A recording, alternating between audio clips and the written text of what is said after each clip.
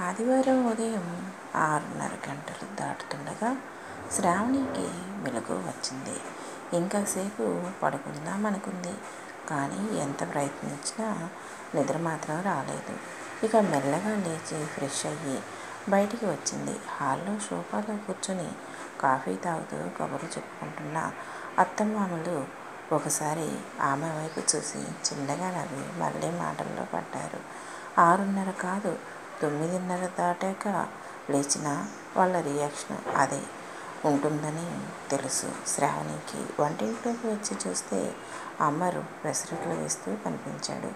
Hot ప్యాక్లో pesarattu వేయటానికి ఇటు తిరిగిన అతను శ్రావణిని చూస్తూనే చిరునవ్వుతో గుడ్ మార్నింగ్, కాఫీ అన్నాడు. అవునన్నట్టు తలూపింది శ్రావణి. ఒక్క నిమిషం అని పెనం స్టవ్ నుంచి దింపి చట్నీ గిన్నె హాట్ ప్యాక్ తీసుకొని ఇప్పుడు కాఫీ కలుపుకో అని డైనింగ్ రూమ్లోకి వెళ్ళిపోయాడు. శ్రావణి అభావంగా ఉండిపోయింది.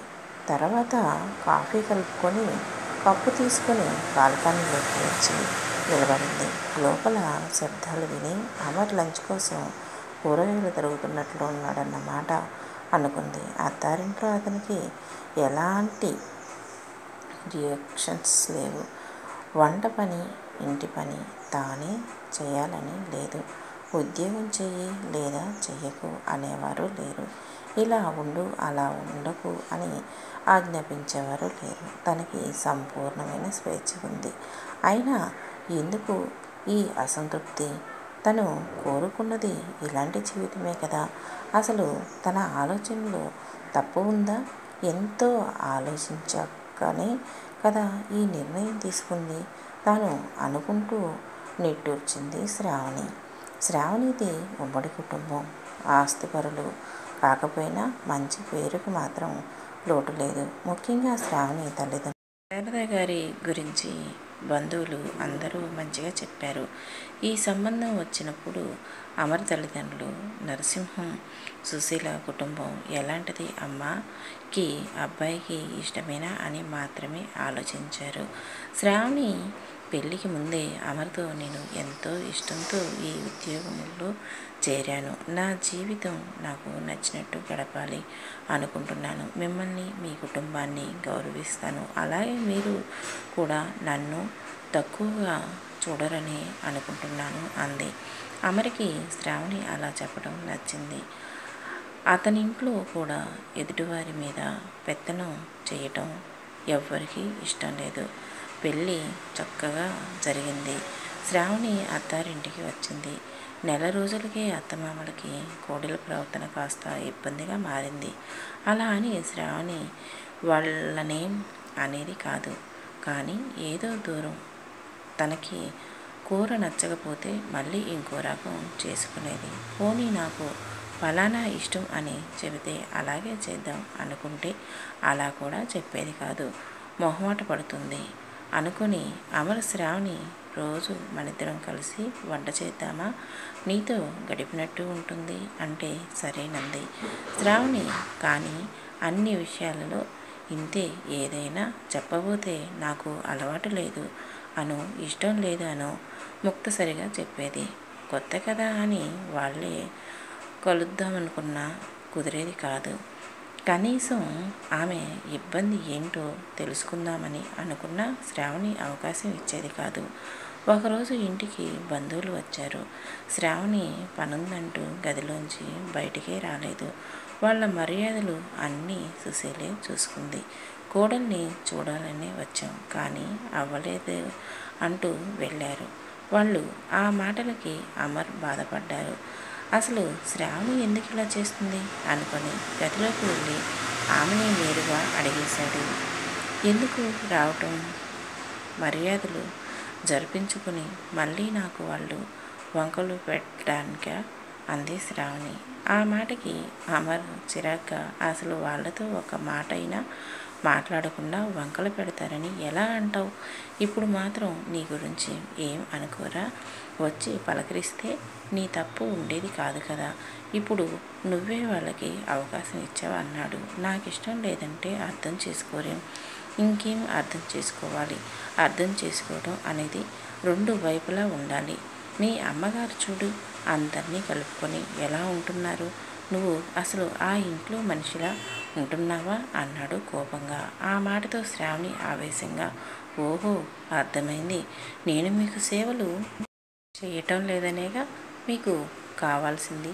మీరు మీ వాళ్ళు చెప్పినట్టు నడిచే ఒక రోబో అంతే అని గెస్ట్ రూమ్లోకి వెళ్ళి తలుపేసుకుంది. అంత అర్థం లేకుండా మాట్లాడుతున్న భార్యకి ఎలా నచ్చ చెప్పాలో తెలియలేదు అమర్కి. పడుకుందనుకుంటే మాట, కానీ మర్నాడు ఏం గొడవ అవుతుందో అని భయంగానే ఉంది శ్రావణికి. తాను కావాలని అలా అనలేదు అమర్. అలా అనుకునే మనిషి కాదని తెలుసు. కానీ అతన్ని గెలవనివ్వకూడదని ఆవేశంలో అలా అనేసింది. కానీ మర్నాడు ఎవ్వరూ ఏమీ అనలేదు.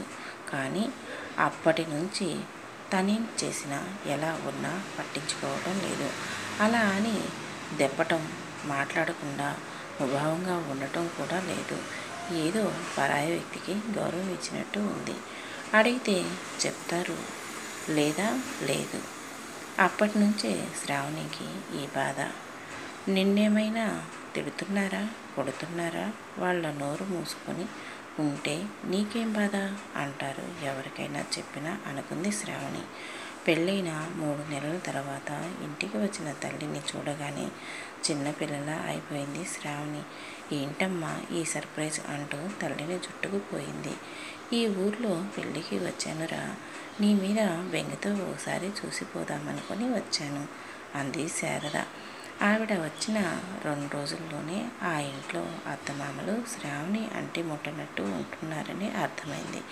పైగా అమర్ కూడా శ్రావణికి చనువుగా ఏం చెప్పలేకపోతున్నాడు. మర్నాడు సాయంత్రం తెలిసిన వాళ్ళ ఇంట్లో ఫంక్షన్ ఉంటే అమర్ అతని తల్లిదండ్రులు వెళ్ళారు. అమర్ తల్లి సుశీల శ్రావణి తల్లిని పిలిచింది. కానీ నీరసంగా ఉందని రాలేనంది. తనని పిలిచిన సుశీల కోడల్ని పిలవకపోవడం చిత్రంగా అనిపించింది శారదకి. వాళ్ళు వెళ్ళాక ఆవిడ శ్రావణితో, నువ్వు కూడా వెళ్ళాల్సింది, మీ ఆయన బాధపడతారు అంది. అంత లేదు, అలా ఏం అనుకోరు అంది శ్రావణి. ఏమ్మా అలా అంటావు? మనసులో ఏదైనా బాధ ఉంటే నాకు చెప్పు తల్లి అంది శారద. ఆ మాటలతో శ్రావణి జరిగిందంతా చెప్పింది. అంతా విన్నాక శారద, నువ్వు ఎంతో తెలివైన దానివనుకున్నాను. నీకు నచ్చినట్టు ఉండటం అంటే ఒంటి పిల్లి రాకాసిలా ఉండటమా? ఈ పాడులో ఆలోచన నీకెలా వచ్చిందే అంది కాస్త కోపంగా. నిన్ను చూసే వచ్చింది అంది శ్రావణి గట్టిగా. ఆ మాటకి శారద ఆశ్చర్యంగా చూస్తూ ఉండిపోయింది. అవును, చిన్నతనం నుంచి చూస్తూనే పెరిగాను. ఒక్కరోజైనా నీకు నచ్చినట్టు ఉన్నావా? తిండి, బట్ట, మాట, చివరికి పిల్లల విషయంలో కూడా నీకు నీ అభిప్రాయానికి విలువ లేదు. పిన్ని కాస్త మొండితనంగా ఉంది కనుక తాను హ్యాపీగా ఉంది. అత్త కూడా గట్టిగా నిలబడి అత్తారింట్లో తన మాట నెగ్గించుకునేది. కానీ నువ్వేం చేసావు? అర్ధరాత్రులు వంటింట్లో కూర్చొని ఏడ్చావు. అలాంటి బతుకు నాకొద్దు అనుకునే నా ఇష్టాలు నావే అని ముందే అమర్కి చెప్పాను అంది. తనని చూసే కూతురు ఇలా ఆలోచనలు చేస్తుందని ఆవిడ ఊహ కూడా అందలేదు. నిజమే, నేను చేతకాని దానిలాగే ఉన్నాను. అది రైట్ అని చెప్పను, కానీ నువ్వు చేసేది మాత్రం ఖచ్చితంగా తప్పే అంది. శ్రావణి కోపంగా చూసింది. కోపం కాదు, ఆలోచించు. నీ ఇష్టాల్ని, అభిప్రాయాల్ని ఇంకొకరు గౌరవించాలి అని నువ్వు అనుకున్నట్టే అవతలి వాళ్ళు అనుకుంటారు. నా పరిస్థితులు వేరు, నీ పరిస్థితులు వేరు. పిడుక్కి బియ్యానికి ఒకే మంత్రం కాదు. నేను మాట్లాడకుండా తప్పు చేస్తే నువ్వు వాళ్ళని మాట్లాడనివ్వకుండా చేసే తప్పు చేస్తున్నావు. దారిలో అడ్డంకులు ఉంటాయి అన్న భయంతో అసలు అడిగే వెయ్యకుండా ఆగిపోతున్నావు. దీనివల్ల నీకే కాదు, నీ భర్తకు, అత్తమామలకు ఎవరికి సంతోషం ఉండదు. మీ బంధంలో బలం ఉండదు. ఒక్కసారి వాళ్ళు నీ అత్తమామలని ఇది నీ అత్తిళ్ళని కాకుండా ఇది నా ఇల్లు. వాళ్ళు నా భర్తకు జన్మనిచ్చిన వారు. నాకు తల్లిదండ్రులతో సమానం. వాళ్ళని నేనే చూసుకోవాలి. పరస్పర ప్రేమాభిమానాలతో మా ఇల్లు నవ్వుల వనంలా ముందుకు సాగాలి. ఇందుకు ప్రధాన బాధ్యత నాదే అనుకుని ఆలోచించి చూడు అంది. శ్రావణి మౌనంగా గదిలోకి వెళ్ళిపోయింది. కూతురు ఆలోచించుకోవడానికి, తప్పు తెలుసుకోవడానికి కొంత సమయం అవసరం అని శారద కూడా బదిలించలేదు. ఆ రోజు సాయంత్రం అత్తమామలు అమర్ ఫంక్షన్ నుంచి వచ్చాక శ్రావణి సంకోచంగా అత్తయ్య గారు కొంచెం కాఫీ ఇవ్వనా అంది. ఆ మాటకు సుశీల ముఖం చేయటంత అయింది. ఇవ్వు తల్లి అంది నవ్వుతూ శ్రావణి కాఫీ కలుపుతూ. నేను మాట్లాడితే ఎంత సంతోషించారు ఆవిడ.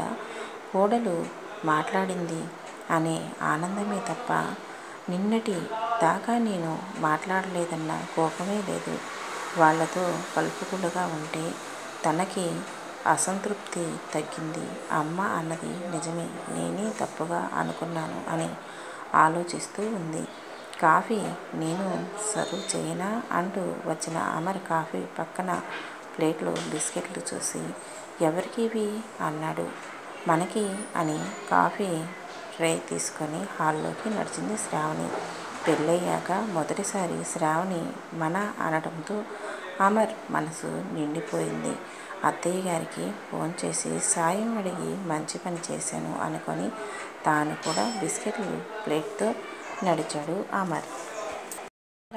ఆ రోజు నుంచి వాళ్ళ కుటుంబంలో సంతోషం వెల్లివిరుస్తూ ఉంది.